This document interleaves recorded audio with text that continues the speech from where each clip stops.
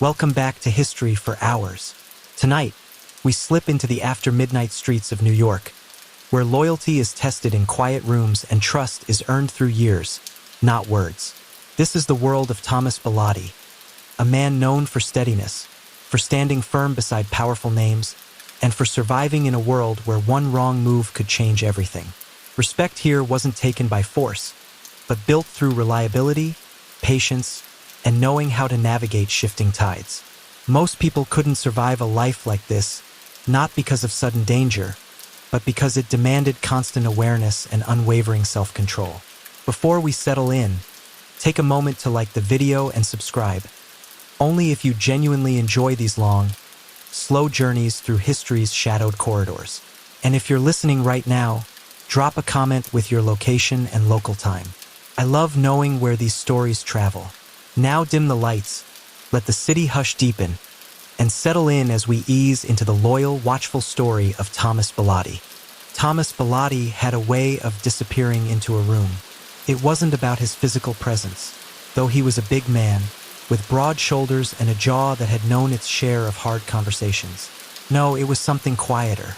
It was how, when he entered a room, the air didn't shift. People didn't immediately straighten their ties or adjust their posture. He was simply there, present but not demanding attention. His eyes never roamed. They stayed steady, always taking in the details others overlooked. He wasn't the type to speak unless it was necessary. In fact, the less he said, the more people listened. It was a skill he had learned early. Less noise meant more space for others to fill. He didn't need to declare his power. It was clear in his silence, in the way he moved through the world like a fixture in the background of everything important. His life hadn't always been about silence, though.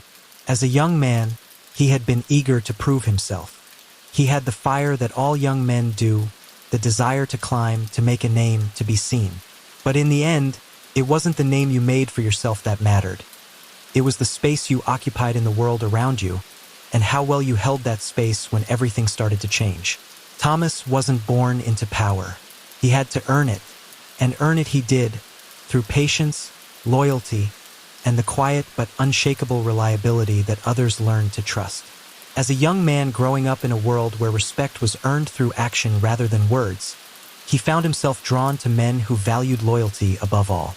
Men who understood that real power didn't come from flashy gestures or big promises, but from the consistency of small actions repeated over time. He didn't expect to be the center of attention.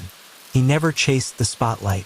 He understood early on that if you wanted to rise in a world like this, you needed to make yourself indispensable, not by being loud, but by being steady, by being the one who showed up when others hesitated, the one who held things together when they threatened to fall apart. It was a lesson he took with him into every room he entered, every deal he made, and every interaction he had. He was the kind of man who didn't need to be liked. He didn't need to be admired. He only needed to be trusted. And in the world he moved in, trust was everything. People underestimated him, and that suited him just fine. Underestimation was a gift. It allowed him to move through spaces without drawing unnecessary attention, to observe and listen without being questioned. While others were busy asserting themselves, Thomas was busy learning how the system worked, how people thought, how power really flowed. It wasn't always where people thought it was, and it didn't always operate the way they expected it to. The longer Thomas spent in this world, the more he understood how fragile everything was. Loyalty, power, trust. These were the things that held it all together. But they were also the things that could break it all apart. He watched men get too ambitious, too eager to climb, and watched how quickly the system rejected them.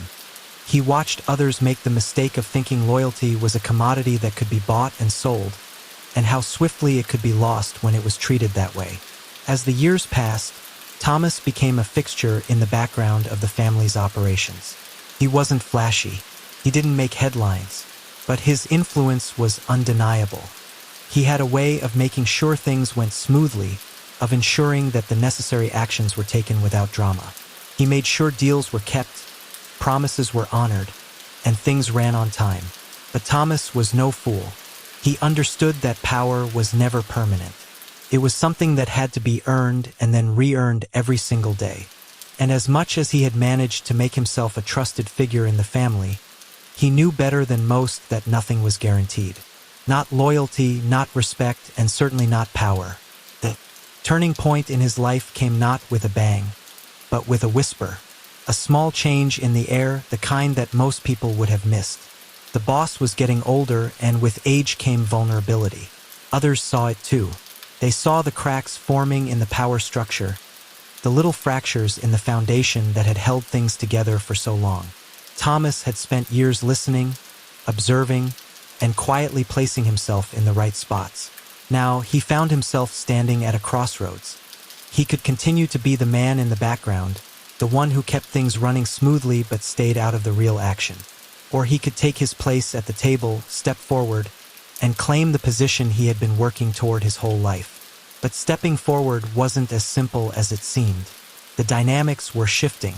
New faces, new ambitions, and new ideas were making their way into the fold. Men who had once respected the old way of doing things were now questioning it. They wanted change. They wanted progress. And in a world that valued loyalty, stability, and tradition, that kind of thinking was dangerous.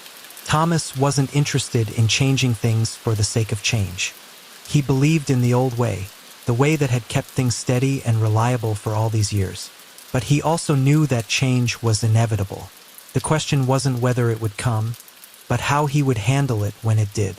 It was at this moment, standing on the edge of something bigger than he had ever imagined, that Thomas realized something. His role had never been about being in charge. It had always been about making sure that when the time came, someone was ready to step in and keep things going. And now that someone was him, the world around him was shifting, and he was ready to shift with it. But he knew better than anyone that power wasn't about grabbing what you could in the moment. It was about understanding the long game. It was about knowing that the quiet, steady work you put in today would pay off tomorrow. And so Thomas Bilotti began his next chapter, not with a dramatic rise to power, but with the slow, careful steps of a man who understood that the real work was always done behind the scenes. The question wasn't whether he was ready for what was to come. It was whether the world around him was ready for him to finally take the place he had earned. The first step was simple listening. He listened to the men around him, watched their movements, felt out their intentions. He let the world settle into a rhythm again, just as it always had, before making any bold moves. Thomas knew that the best way to navigate the shifting tides of power was to let them carry you instead of fighting against them. As he moved forward, the world around him began to take notice, not of his power or his ambition, but of his reliability, his consistency. In a world that often valued flash over substance, Thomas Bilotti was a reminder of something deeper, the quiet strength that came from knowing exactly where you stood and what you were willing to protect. And so, as the days turned into weeks and the weeks into months, Thomas continued to navigate the world with the same steady hand that had served him so well. He knew that the road ahead would be complicated, but he was ready for it. For him, it was never about taking over, it was about making sure the system survived, no matter what. In the end, Thomas Bilotti would be remembered not as a man who sought power, but as a man who knew how to preserve it. And in a world built on chaos and uncertainty, that kind of steadiness was worth more than anything else. As the days stretched on, Thomas Bilotti moved through the currents of change with the same methodical precision that had always defined him. The city, sprawling and unforgiving, continued to hum around him. But for Thomas, the hum was less a cacophony of noise and more a delicate balance of shifting patterns. He wasn't concerned with the loudest voices or the biggest gestures. He was more focused on the rhythm beneath the surface, the undercurrent that only those attuned to it could hear. The family's power structure had begun to show signs of strain, and while many were eager to jump in and take advantage of the perceived weakness, Thomas understood that hasty moves in times of uncertainty only made things worse. He was a student of history, of the mistakes made by men who had rushed when patience would have served them better. He had seen it happen over and over again. The hunger for power, the miscalculation of risks, the erosion of alliances because someone had pushed too hard, too quickly. Yet there was a pressing tension in the air now, one that had been building for some time. As the boss's influence waned, younger, more ambitious men were starting to fill the vacuum. They spoke of reform, of progress, of doing things differently. But Thomas knew better.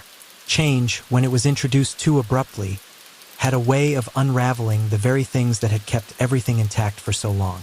While the new voices clamored for a new order, Thomas knew that what mattered most was continuity, stability, the long game. And so, as these men plotted, as they sought their place in the evolving power structure, Thomas did what he had always done best. He listened, observed, and waited. In meetings, he remained the quiet force, the one who said little but whose presence always seemed to steady the room. The younger men looked at him with a mixture of curiosity and suspicion. They didn't fully understand his role. They didn't see the value in a man who didn't seek the limelight. They were focused on building their own empires, carving out their own paths, while Thomas focused on maintaining the integrity of the system as a whole. In these moments, Thomas was reminded of the lessons he had learned long ago, the lessons that had shaped him into the man he was today. Power wasn't about taking. It wasn't about making dramatic moves that shook the very foundations of everything. It was about holding things together when they threatened to fall apart. It was about being the rock that others could lean on, the steady hand that guided decisions in moments of uncertainty. It was about being the one who could see where things were headed before anyone else, and then ensuring that the inevitable was met with quiet strength. He saw the shifting landscape for what it was, a test of character. A test of loyalty, yes, but more than that, a test of whether the men who stood in the center of this storm could weather the changes without losing sight of what had always mattered. Thomas understood that the family's survival wasn't about one man or one decision. It was about preserving the foundation, the unspoken code that had allowed everything to thrive. As the weeks passed, the cracks in the structure became more apparent. The younger men, impatient and driven by ambition, began to challenge the status quo. They pushed for more control, for faster expansion, for bolder moves. But Thomas didn't rush to meet them halfway. He observed their tactics, their motivations, their ability to hold their ground when the pressure mounted.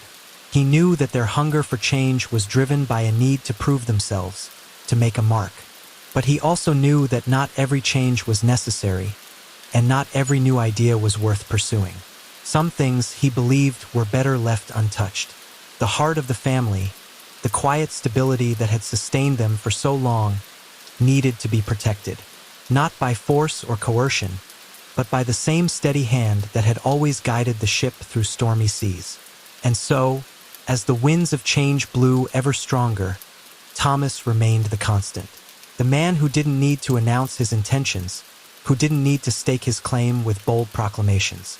He was the man who moved quietly behind the scenes, making sure that the pieces stayed in place, that the system didn't buckle under. The weight of ambition or ego.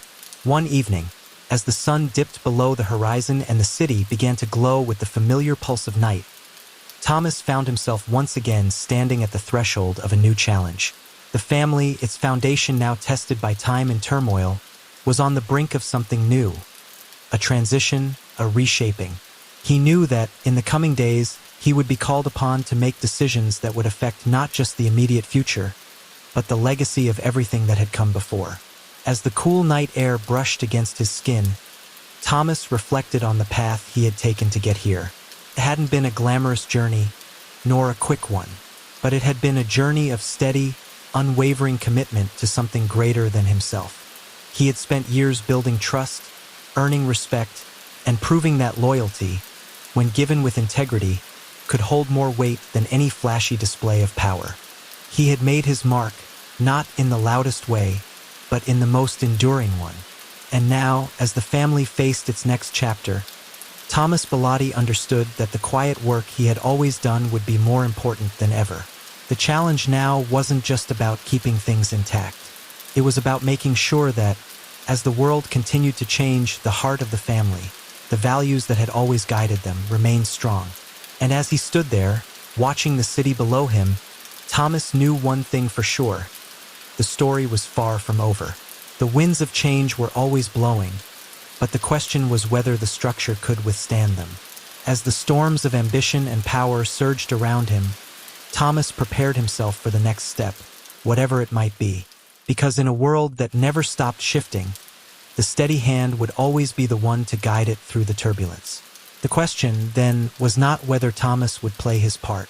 It was how he would shape the next chapter, quietly, steadily, with the same resolve that had carried him this far. And whatever that answer was, he knew he was ready to face it. He would remain, as always, the man who moved through the world without fanfare, whose presence was the quiet force that held everything together when it needed to. And in a world that often prized loudness over substance, Thomas Bilotti knew that his steady hand was enough. The pressure in the air was palpable now, as if the city itself could sense the weight of the changes coming. Thomas could feel it settling into his bones, a quiet but constant hum of uncertainty. The world he had navigated so carefully for years was shifting beneath him, and the men he had spent so long watching now began to move with more urgency, as if the sands were running out and they could feel the tide turning.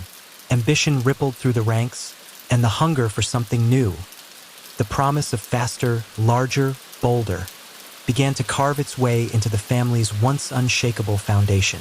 But Thomas was different. He had always been the one to wait, to observe, to watch how people moved, how deals were made, how loyalties were tested. He had learned the value of patience in a world that moved at a pace most couldn't keep up with.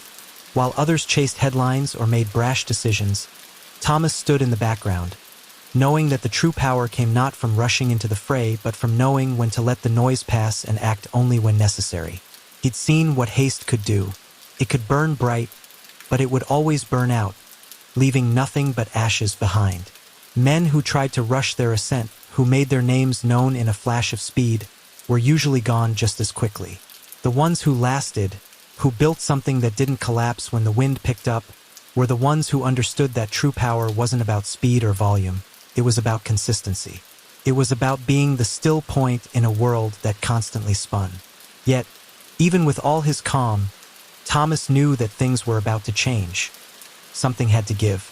The world wasn't static, and it wasn't realistic to pretend that the delicate balance he had helped maintain could go on forever without shifting. The new men, the ones who were eager to remake everything, didn't see the value in stillness, in silence. They saw it as weakness, as passivity. They were young, hungry, and willing to do whatever it took to make their mark. And Thomas understood their hunger. He remembered what it felt like to want something so badly that you could taste it. But he also knew that hunger, when it was unchecked, led to mistakes. It led to choices made without thought, without care for the consequences. The young men didn't realize yet that their hunger, their drive, could eat them alive if they weren't careful. The first cracks began to show during a meeting one evening. The atmosphere was thick, and for the first time in a long while, there was a tension in the room that couldn't be ignored. The young bloods, eager to prove themselves, were pushing for more influence, more power, more control. They talked about taking risks, about going bigger, faster, making decisions that could change everything overnight. But Thomas wasn't convinced. He didn't rush into things. He didn't act out of impulse. His loyalty was to the system, to the people who depended on it. He didn't want to see it all burn because someone else had gotten too ambitious too quickly. So, when the conversation turned to a proposal for a new venture, a gamble that could either make them richer than ever or tear everything apart, Thomas spoke up, not with volume, but with quiet authority. "What happens if we lose?" he asked, his voice calm but firm. "What happens to the people who depend on us? The ones who don't have the luxury of starting over?" The room fell silent. His question wasn't one of defiance, it was one of caution, one that considered the long-term impact of any decision. But it was a question that the younger men, hungry for a breakthrough, didn't want to hear. They wanted action, not hesitation. They wanted to take their shot at something big, even if it meant the possibility of failure. Thomas wasn't interested in taking that kind of risk. He knew that the cost of failure wasn't just monetary, it was personal. People's lives were intertwined in this world, and when something went wrong, it didn't just affect the men at the top. It trickled down, affecting everyone. And the one thing Thomas had always valued more than anything else was the well-being of the people who relied on the stability of the family's operations. But the tension in the room grew. The men who had once respected him now began to question his position, his silence, his caution. They didn't understand why he wouldn't take the same risks they were willing to take. They didn't understand why he wasn't as hungry for the rewards. And in that moment, Thomas felt something shift. The loyalty that had once been unwavering, the trust that had been built over the years, was now being tested. There was a subtle but undeniable shift in how the younger men saw him. To them, he was no longer the steady hand. They saw him as a relic of the past, a man who didn't have the vision to see what they saw. And that realization hurt more than he had anticipated. It wasn't that he cared about their approval. It was that he understood the danger of being seen as irrelevant in a world where speed and ambition ruled. The meeting ended without resolution, but the damage had been done. Thomas knew that things were going to change. The winds were blowing in a different direction, and no amount of steadiness could slow them down. The younger men, driven by their own vision of success, were pushing forward, and there was no turning back. But Thomas, ever the observer, knew that their haste would eventually catch up to them. In the days that followed, the atmosphere became charged. The young men were no longer content to sit in the background. They wanted more. They wanted to be in control. And Thomas, though he didn't seek power, found himself at the center of a battle he hadn't anticipated. A battle for control of something far more important than territory or money. This was a battle for the soul of the family, for the values that had held it together for so long. But Thomas wasn't one to fight for power. He wasn't one to play the games that others played. His power lay in something different, in his ability to wait, to see things clearly, and to act only when it mattered most. The battle wasn't about proving himself. It was about protecting what had always been worth protecting. The system, the balance, the stability that kept everything running. As the pressure continued to build, Thomas felt the weight of the decisions he would have to make. The family was at a crossroads, and he was no longer a passive observer. He had spent years building trust, cultivating loyalty, and maintaining order. Now, it was time to decide how far he was willing to go to preserve it. The question wasn't whether he could step up, it was whether the others would listen. Would they recognize the value in maintaining balance, in holding the line when everything else was pushing to break it? Or would they choose to rush forward, driven by their own ambition, until the whole structure collapsed under its own weight? The days ahead would bring those answers. And as the world around him shifted, Thomas Bilotti stood at the center of it. As always, waiting, watching, listening, ready to act when the time was right. Because in the end, it wasn't about speed or spectacle. It was about knowing when to move and when to stand still. And Thomas, as always, would wait for the right moment to ensure that whatever came next, the foundation would remain strong. The game had changed, but the rules had not. And Thomas knew that in a world of noise and ambition, it was the quiet steadiness that would win out in the end. By the time the next week arrived, the city felt tighter, like a held breath that refused to release. Thomas sensed it everywhere, in the way phones rang longer before being answered, in the way conversations ended without the usual pleasantries, in the way men who once lingered now moved with purpose and impatience. The change wasn't explosive. It was structural, like a beam being slowly shifted out of alignment. Nothing had collapsed yet, but the strain was undeniable. Thomas adjusted without announcing it. He began arriving earlier, leaving later, listening more than ever. He placed himself where conversations naturally passed through, not as an obstacle but as a calm surface against which people tested their ideas. He noticed who avoided eye contact now, who suddenly became overly friendly, who asked questions that sounded harmless but carried weight beneath them. These were the tells he had learned to read over decades. They spoke louder than declarations. The younger men grew bolder. They gathered in clusters, spoke in half-coded optimism about expansion and momentum, about not being left behind. Their language was filled with motion. Forward, faster, bigger. Thomas didn't interrupt them. He let them speak themselves into clarity. Ambition, he knew, often revealed its blind spots if you gave it enough room. At the same time, the older generation began to withdraw. Not completely, but subtly. Men who once held court now preferred side tables. Their voices softened, their sentences shorter. Some of them had lived through enough cycles to recognize the signs. Others were simply tired. They looked to Thomas more often now, not for permission, but for reassurance. He gave it sparingly. False comfort would only deepen the eventual fall.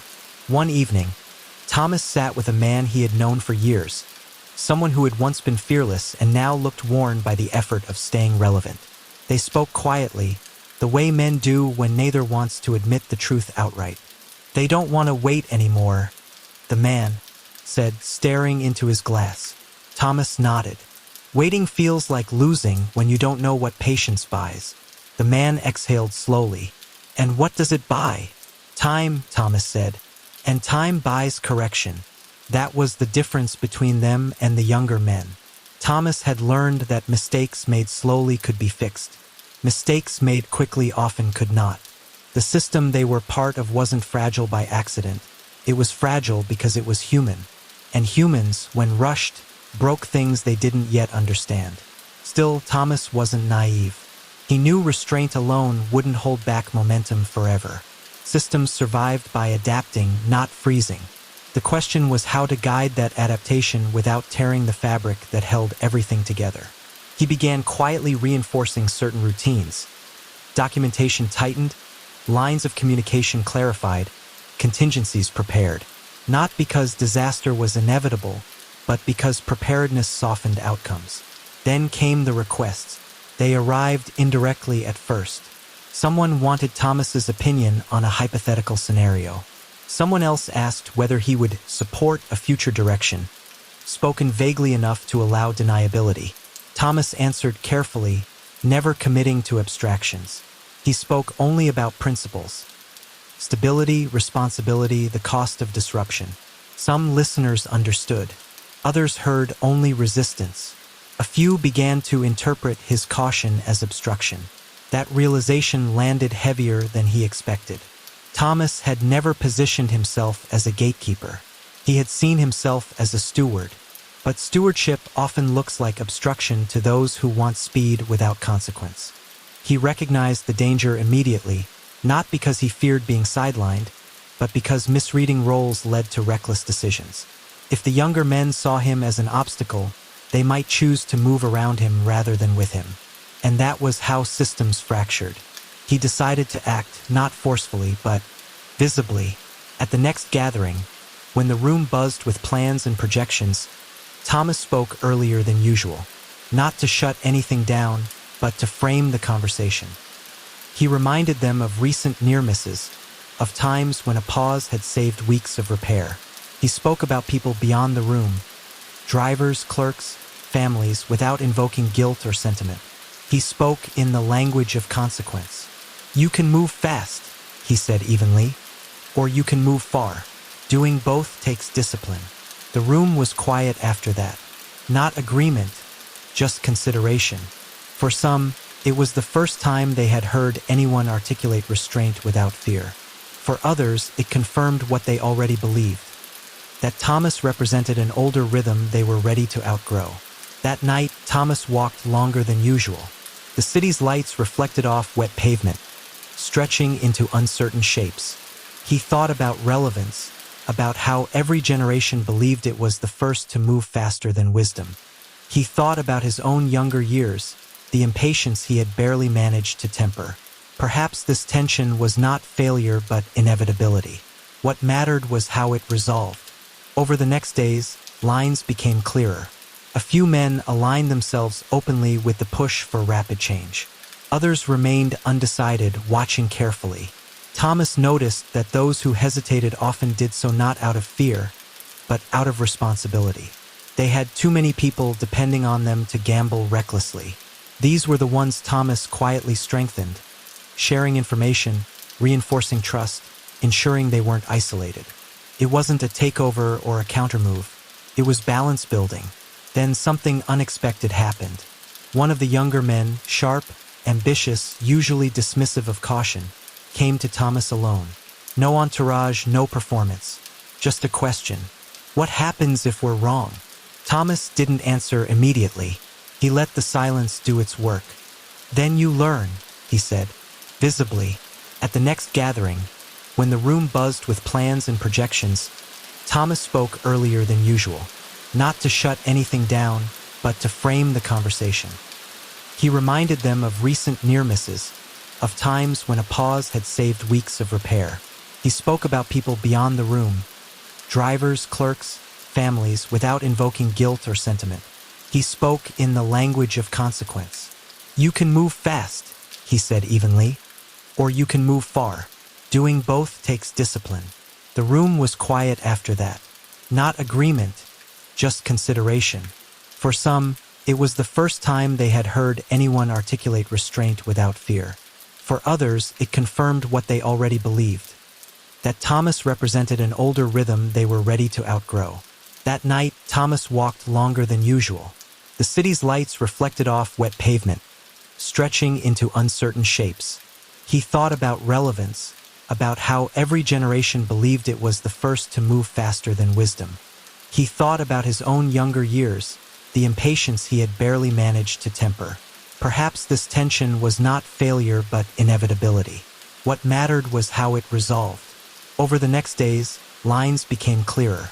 A few men aligned themselves openly with the push for rapid change. Others remained undecided, watching carefully. Thomas noticed that those who hesitated often did so not out of fear, but out of responsibility.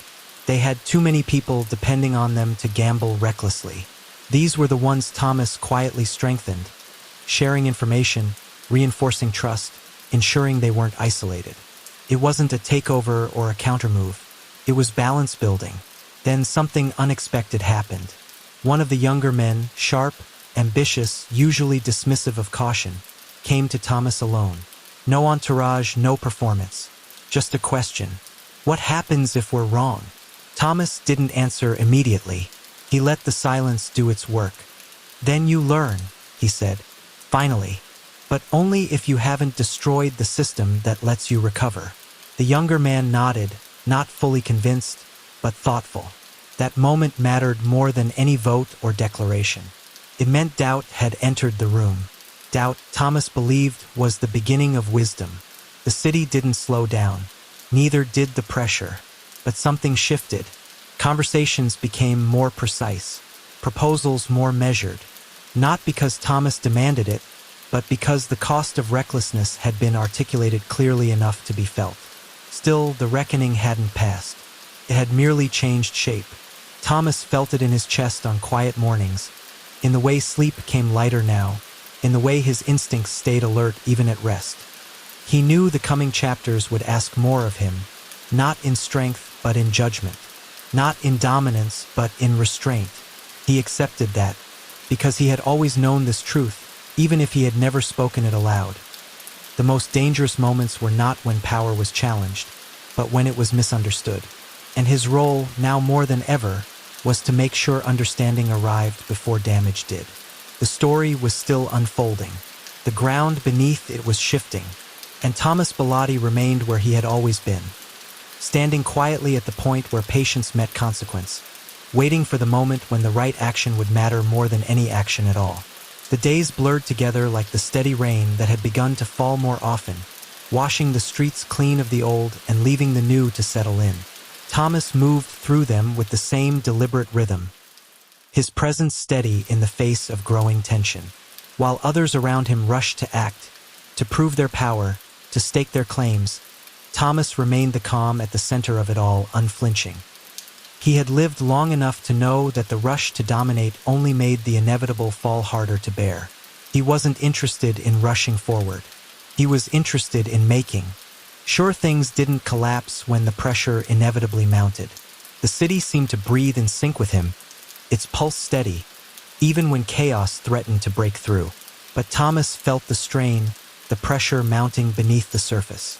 It wasn't just the younger men who were growing restless. There was a sense of unease spreading throughout the family, one that couldn't be ignored. People began looking to him, whether they realized it or not. They looked to him for guidance, for stability, for the quiet assurance that everything would be all right in the end. But in truth, Thomas wasn't so sure anymore. The system had been built on trust, on loyalty, on the kind of quiet commitment that Thomas had spent his life nurturing. But now that very trust was being tested. The younger generation wanted more. They wanted change, expansion, faster results. They didn't understand that the heart of the system wasn't about speed or spectacle. It was about the long game, about ensuring that the small, steady pieces stayed intact, even when the bigger pieces moved.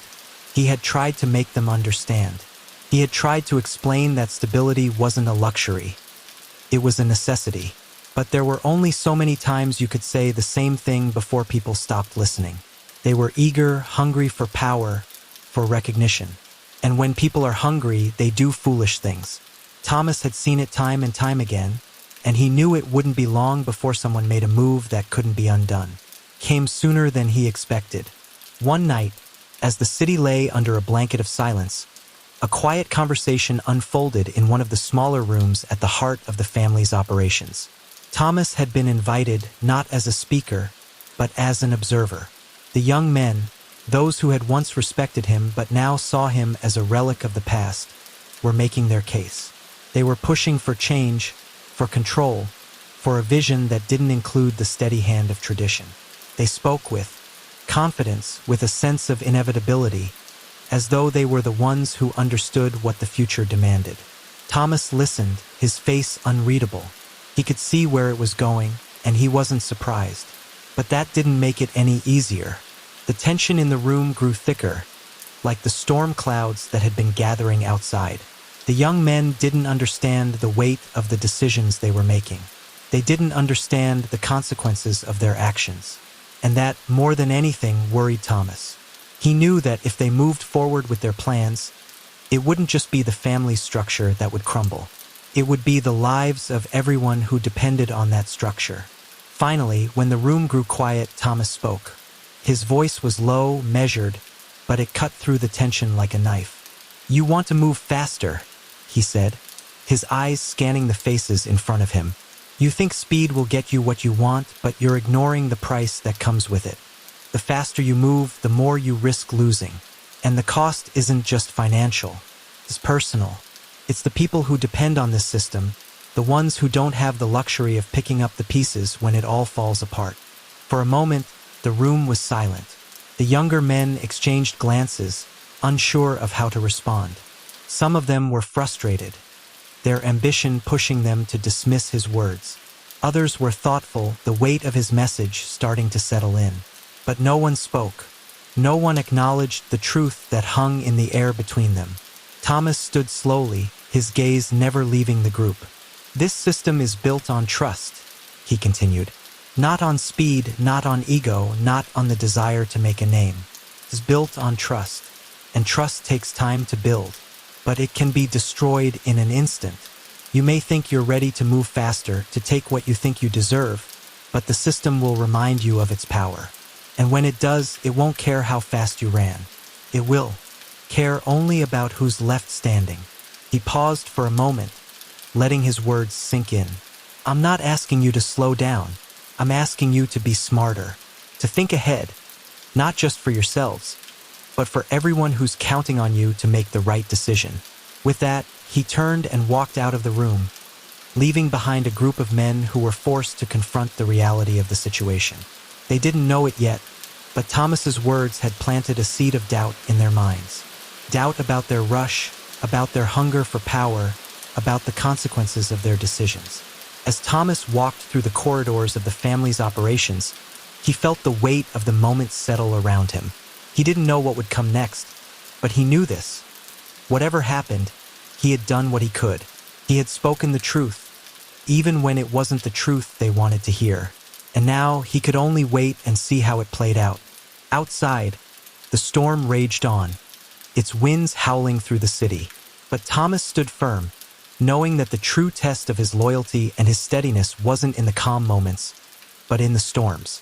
And in this storm, he had planted a seed.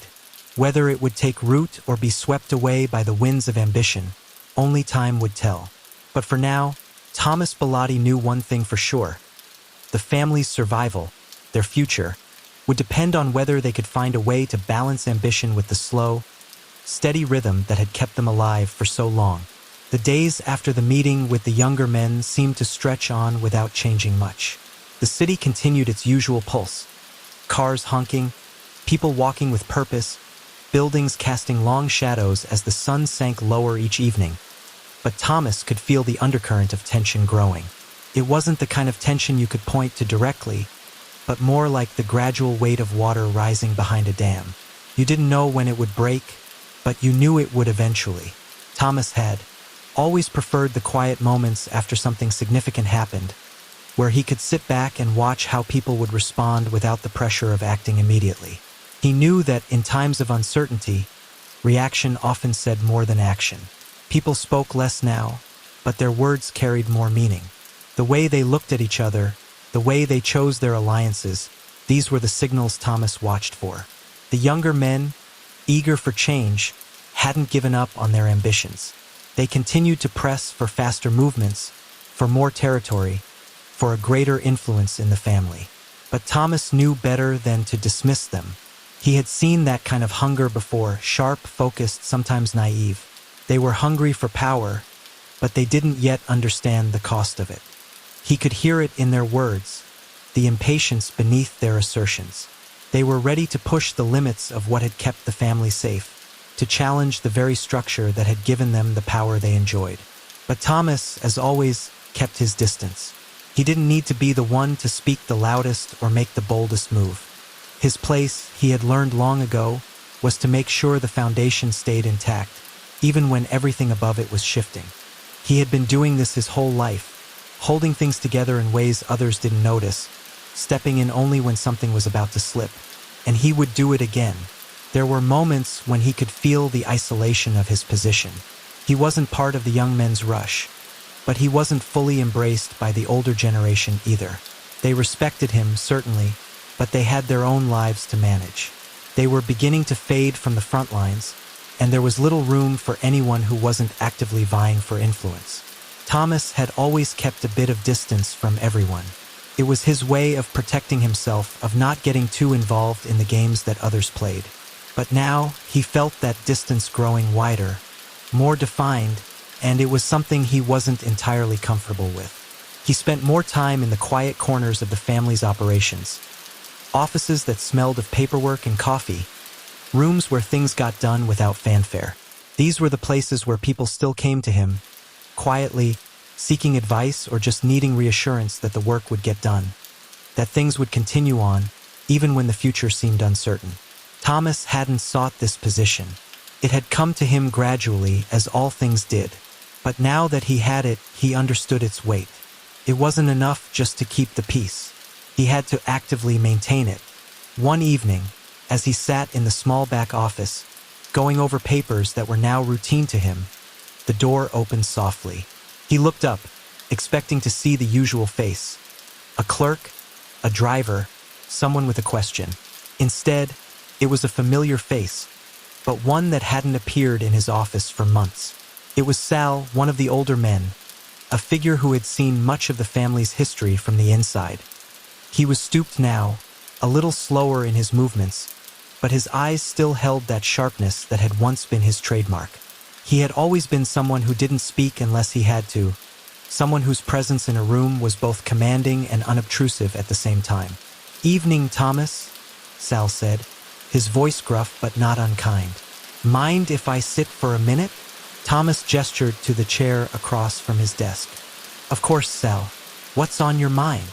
Sal sat down slowly, his hands resting on the table, but his gaze fixed on Thomas, as if sizing him up. Thomas didn't speak, letting Sal take his time. He had learned long ago that sometimes silence spoke louder than words. "You're quiet these days," Sal said finally, his tone almost casual, but with an edge. "Don't know if that's good or bad, but it's different." Thomas raised an eyebrow but didn't respond immediately. Sal had always been someone who said what he meant, but there was something more to this statement. It wasn't just observation, it was a question, an invitation to talk, to explain himself. "I've been thinking a lot," Sal continued, his voice dropping slightly, "about where things are heading, about the family, and I'm wondering if you've been thinking about it, too." Thomas leaned back in his chair, his fingers drumming lightly on the desk. Sal wasn't asking about the weather or the state of the paperwork. He was asking about the future, the direction the family was going. And in a way, Thomas had been thinking about it more than he liked to admit. The future is always uncertain. Sal, Thomas said, his voice steady, yet tinged with an awareness that both men shared. But it doesn't help to rush into it. We've made it this far by keeping our heads down, doing the work and staying steady. Sal chuckled, but it was a dry, almost bitter sound. Yeah, well, the younger ones don't see it that way. They're hungry for more. They want to be seen, want to take what they think is theirs. And I'm not sure how long the system can hold them back. Thomas's eyes darkened just slightly, his mind working quickly. He knew exactly what Sal meant. The younger men were eager, but they were also reckless. And the older men, the ones who had seen it all before, were starting to lose their grip on the reins.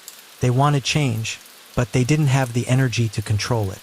And that left a dangerous void. I've seen that before, Thomas said, his voice low.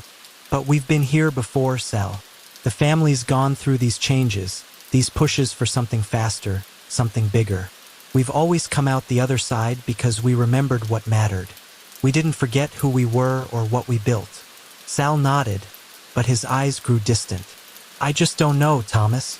You've got the wisdom, the steadiness. But those men, they're not listening to us anymore. And sooner or later, someone's going to make a move that can't be undone. Thomas felt a tightness in his chest at the words, but he didn't show it. He had known this conversation was coming. He had seen the shift in the way people looked at him, the way they began to question whether his caution was just fear, whether his resistance to change was a weakness. But he couldn't let that cloud his judgment. He couldn't rush forward just because others were hungry for it. They will listen, Thomas said, his voice resolute, but they need to be shown. They need to understand that patience isn't just about waiting. It's about knowing when to act and when to step back. And that's something they haven't learned yet. Sal gave him a long, searching look. I hope you're right, Thomas. I really do. But I'm not sure we have the luxury of time anymore. With that, Sal stood up, his chair scraping softly against the floor. He didn't look back at Thomas as he left the office, but the weight of his words lingered in the air like smoke. Thomas sat there for a while after, letting the silence settle around him. He had known this day would come, the day when the push for change would collide with the old ways. But now, it was clear that things were escalating faster than he had anticipated. The family was at a crossroads, and the path forward wasn't as clear as it once was. And for the first time in a long time, Thomas felt the weight of the decision pressing down on him. He had spent his life maintaining the balance, watching, waiting, listening. But now the balance was slipping and he was being called to act, to move forward, to preserve what had been built, even if it meant stepping into the very power struggle he had avoided for so long. But the real question was, would his steady hand be enough to guide them through the storm, or would the winds of ambition tear everything apart? That answer, Thomas knew, would come soon enough. The next few days felt like they were slipping through Thomas's fingers, like grains of sand in a storm. Everything around him. Question echoed in his mind late one evening as he walked through the darkened streets of the city. His footsteps echoed against the empty pavement, his coat collar turned up against the cold breeze. It was a familiar rhythm, one he had walked many times before, but tonight it felt different. It felt heavier, as though the weight of all that was happening pressed on his chest. His thoughts drifted back to the younger men, to their enthusiasm, their hunger for power, for growth. He could almost hear their voices, their promises of doing things better, faster, smarter. They were determined to reshape everything, and their impatience was beginning to spread like a contagion. But even as he observed them, something in him remained certain. They were asking for too much too quickly, and when people demanded too much, they often missed the one thing that truly mattered, the slow and careful building of trust. It was a lesson learned over years, built with a foundation of slow, deliberate actions, each choice carefully made to preserve the integrity of the whole. You didn't build something lasting by pushing harder and faster than others could keep up with. You built it by keeping things steady, by honoring the little moments that held everything together, even when the world seemed to be rushing toward change. As Thomas walked deeper into the night, he thought about the young men who had stood against him in meetings. He didn't hold their ambition against them. He understood it.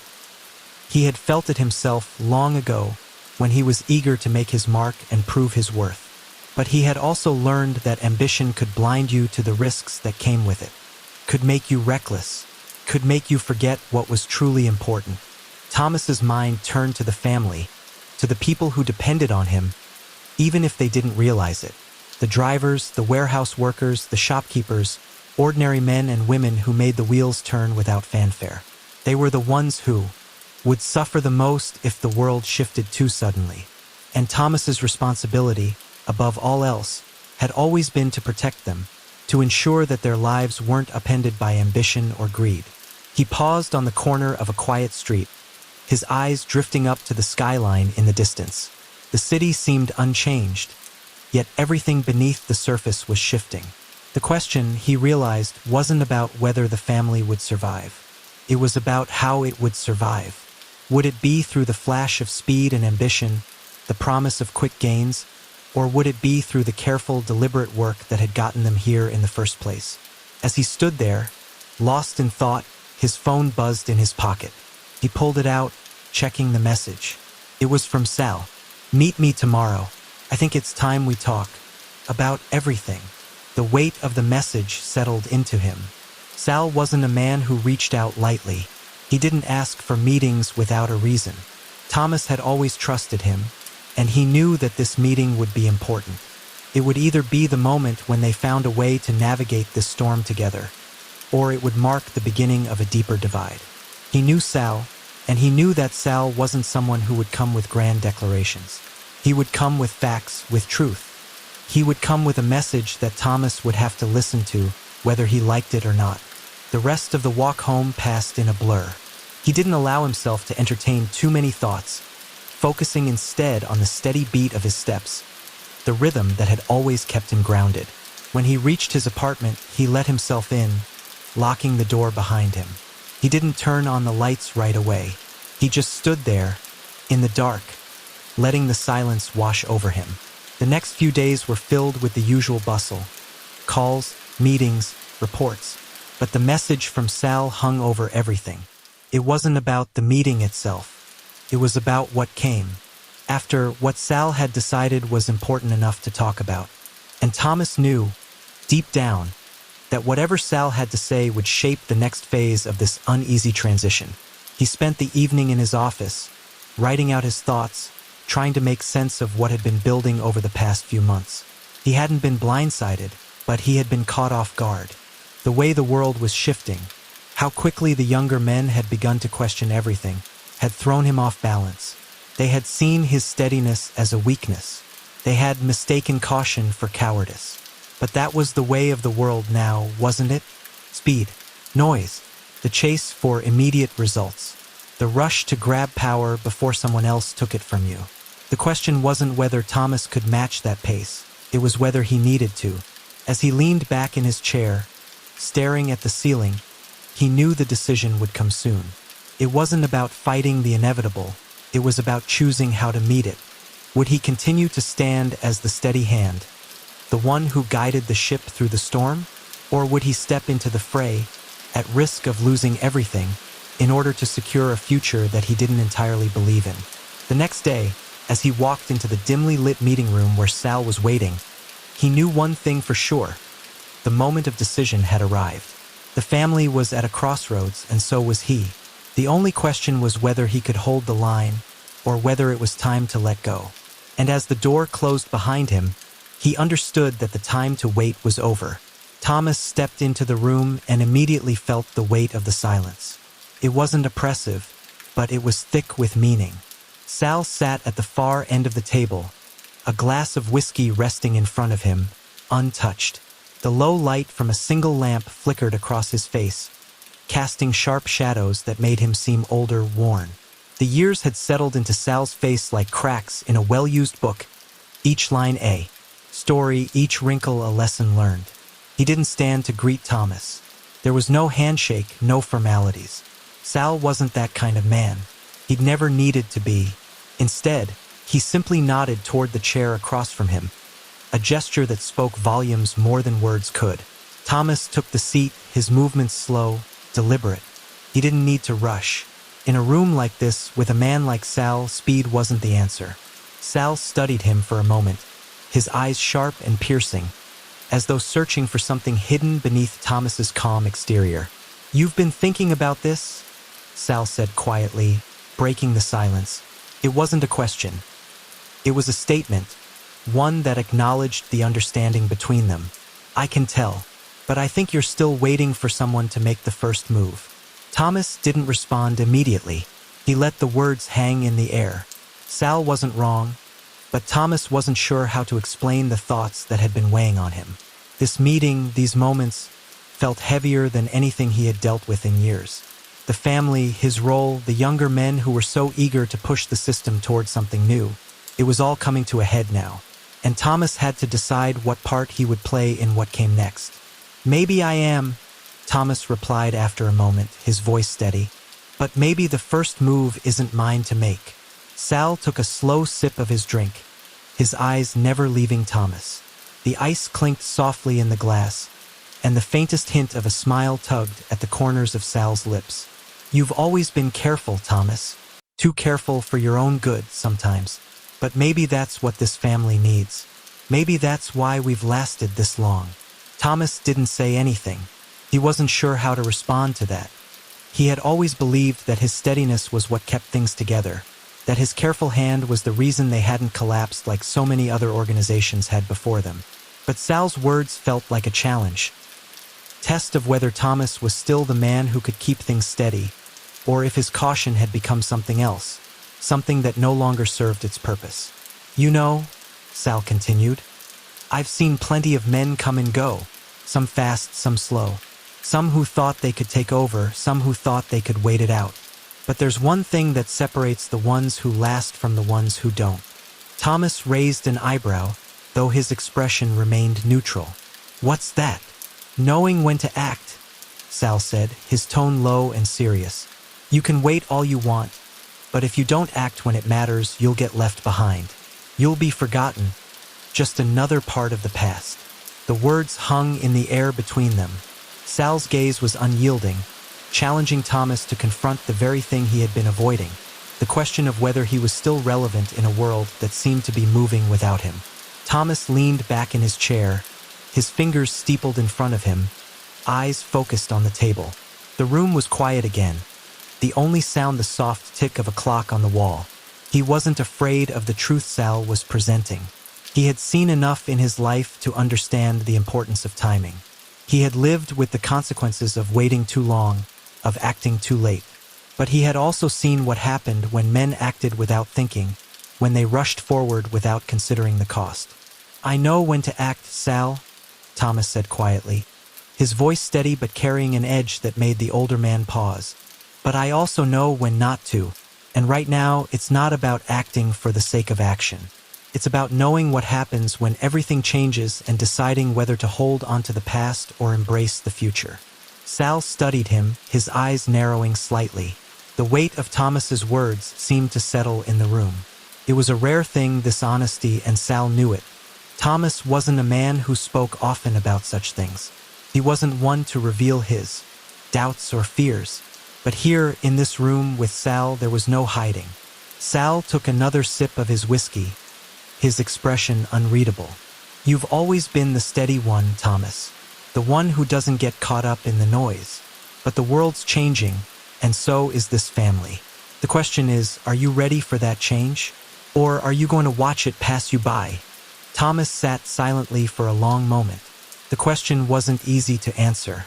He had always believed in the family's ability to adapt, to survive whatever came its way. But this was different. The stakes were higher. The ambitions were greater. And more than anything, Thomas knew that change was inevitable. The question was how to guide it without letting it consume everything they had built. "Change doesn't come easy," Thomas finally said, his voice low but resolute. "And neither does survival. But I've spent my life making sure things don't break when they're pushed too far. The question is, will we survive this change? And if we do, what will be left of us?" Sal's gaze softened slightly, the hard edge of his earlier challenge giving way to something more understanding. "Maybe that's the real question," he said quietly. "But we can't keep waiting forever, Thomas. There's only so much time." The weight of Sal's words hung heavy in the air, but Thomas knew that the decision was his, as it always had been. The family had reached a turning point, and whatever came next would shape everything. He wasn't sure what that shape would look like, but he knew one thing. The foundation had to be preserved, no matter what. As he stood up to leave, Sal's voice stopped him. "You're the one who can hold this all together. You know that, right?"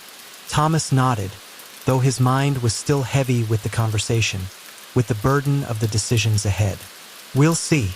The door closed softly behind him, and as Thomas walked out into the cool night air, he couldn't shake the feeling that something had shifted. There was no dramatic ending to this conversation, no grand realization. It was just another step in a long, patient journey. But for the first time in a long while, Thomas felt the weight of the responsibility settle more firmly on his shoulders. The question wasn't whether change would come. It already had. The real question now was how he would meet it, whether he would remain the steady hand that had guided them through the past, or whether he would be swept away by the current that seemed to be moving faster than he could control. The night felt colder as Thomas walked down the narrow streets. His coat collar pulled up against the chill. The usual sounds of the city, the distant hum of traffic, the occasional conversation in the alleyways, the faint clink of glass from a nearby bar, seemed more muted now, swallowed by the weight of his thoughts. He had always prided himself on seeing the long game, on understanding the slow currents that guided the family's course. But now, as the decision loomed, that steadiness felt less like a strength and more like a burden. He had spent his life making sure the foundation held, making sure things didn't break when others rushed too quickly. But now, in the face of the growing pressure, Thomas found himself wondering whether the foundation was enough. Was it enough to simply hold steady while everything else around you shifted? Or was it time to step forward, to make a move that would shape the family's future, even if it meant breaking the very rules he had spent his life upholding? The questions circled in his mind as he reached the small apartment he had come to call home. He had never been one for luxury, preferring the simplicity of the life he had built. But now, as he stood in the doorway, the weight of his decisions pressing down on him, he found himself looking at the walls, the familiar furniture, the small, quiet space with a sense of detachment. It wasn't that he was unhappy with the life he had built. It was just that, now more than ever, he felt like he was standing on the edge of something bigger. A change that had been slowly creeping in, unnoticed, now demanded to be faced. The meeting with Sal had left him unsettled, but it had also clarified something important. It had reminded him that survival wasn't about resisting change. It was about adapting to it in a way that preserved the things that mattered most. Thomas knew that the world around him was shifting. The young men were right. They had the drive, the ambition, the hunger to move things forward. But that hunger, unchecked, would burn everything to the ground. And it was up to him to ensure that didn't happen. But even as he considered his next move, the weight of the responsibility seemed almost too much to bear. The family, his place within it, the people who had come to depend on him, all of it was in his hands now, and the choices he made in the coming days would shape their futures. Thomas understood that. He had always understood it. But now, standing in the quiet of his apartment, he felt more than ever the heavy cost of those choices. He moved to the window, his reflection blending with the cityscape outside. He had always been the one who held things together quietly, without fanfare, without the need for recognition. He had built his reputation not on bold gestures, but on consistency, on trust. But now, as the storm of ambition swirled around him, he realized that it wasn't enough to simply hold steady. Sometimes you had to act. You had to make the hard choices and accept the consequences, even when they didn't align with your own comfort or desires. And so, with the weight of that realization settling into his chest, Thomas made his decision. He would not sit back and wait for the storm to pass. He would stand at the center of it and guide it, even if it meant stepping into the fray. Not for power, not for recognition, but for the stability of the family, for the people who had trusted him all these years.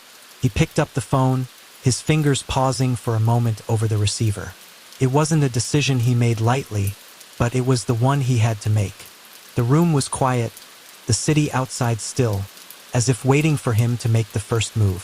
The phone rang once, twice, and then the voice on the other end picked up. "It's time," Thomas said, his voice steady but carrying the weight of everything that had led him to this moment. The voice on the other end didn't respond immediately. It didn't need to. They both understood what was at stake. "I'll be there," the voice finally said. And with that, Thomas put the phone down, a sense of resolve settling in his chest. He had made the choice, and now there was no turning back. The family was at a crossroads, and he was the one who had to lead them through it. The road ahead was unclear, and the cost of the decisions yet to come would be high. But Thomas Bilotti was no stranger to sacrifice. He had spent his life preparing for moments like this, moments when the stakes were highest and the future hung in the balance. He stood by the window for a moment longer, looking out at the city, watching the lights flicker in the distance. It was a city that had seen countless men rise and fall, a city that had chewed up the ambitious and discarded the reckless. But it was also a city that had endured because, in its heart, it was built on something solid. And Thomas knew that the same could be said of the family he had helped build. In the end, it wasn't about whether the storm would pass. It was about whether he could weather it. And for Thomas Bilotti, there was no other choice but to face it, head on, with the quiet strength that had always defined him. He turned away from the window and walked toward the door. It was time to make his move. The story wasn't over. Not yet. As the door clicked shut behind him, Thomas felt the weight of the decisions still to come, but he also felt something else, a quiet certainty. No matter what happened next, he would not let the family break. Not on his watch.